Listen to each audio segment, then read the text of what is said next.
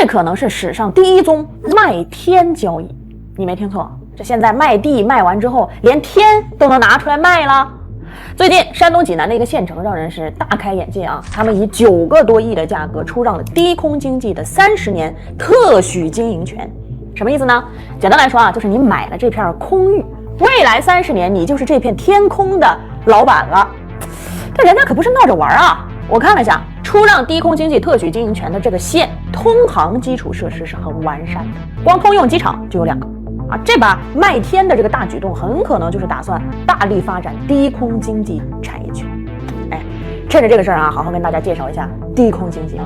其实不光是这个县在搞，合肥、杭州、深圳、苏州、成都、重庆都已经是低空经济的试点城市。根据官方数据，2023年我国低空经济规模已突破5000亿，预计到2026年有望突破10000亿。这么大的蛋糕，很多人可能现在还没搞明白啊，到底什么是低空经济啊？其实很简单，低空经济就是利用飞行器将地面上的一些经济活动搬到空中，开辟一个全新的空中市场。你看看这飞行器都包括什么？像无人机飞行汽车、小飞机，这些都算。它们往往飞得比飞机低，但又比你家的轿车高，通常在3000米以下的空域。听起来像是科幻片是不是？但是现实已经在逐步实现了。比如空中飞的有飞行器呢，从上海飞到杭州30分钟就到，这比坐高铁还快啊！再比如深圳用无人机送外卖现在一天能配送近700单包括像什么喷洒农田啦、巡检电线啦、清洗高楼外墙啦，这些都能用到飞行器来做，效率高又安全。从今年开始呢，低空经济首次出现在了高层的工作报告中甚至被定义为经济的新的增长引擎。这个力度你就应该知道，这事儿其实在未来是大有可为的。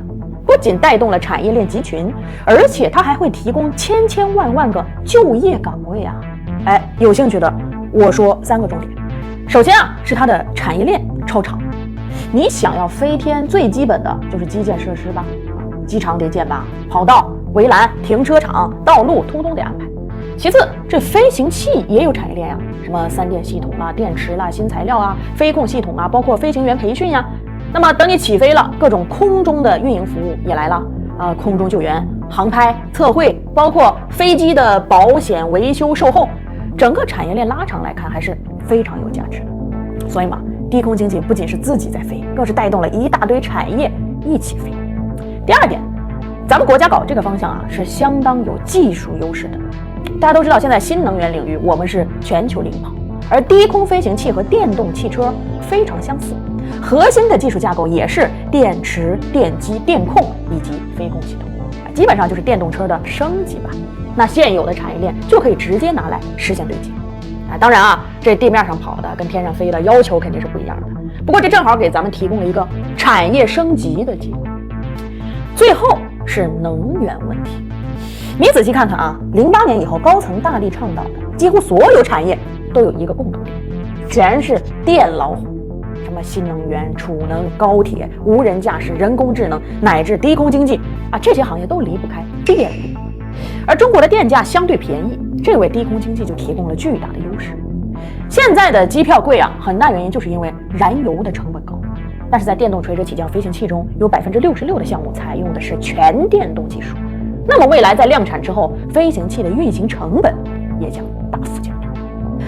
所以总的来说，低空经济算是我们未来经济的一个新引擎，但这个引擎现在还处于起步阶段，需要攻克的难题还有不少。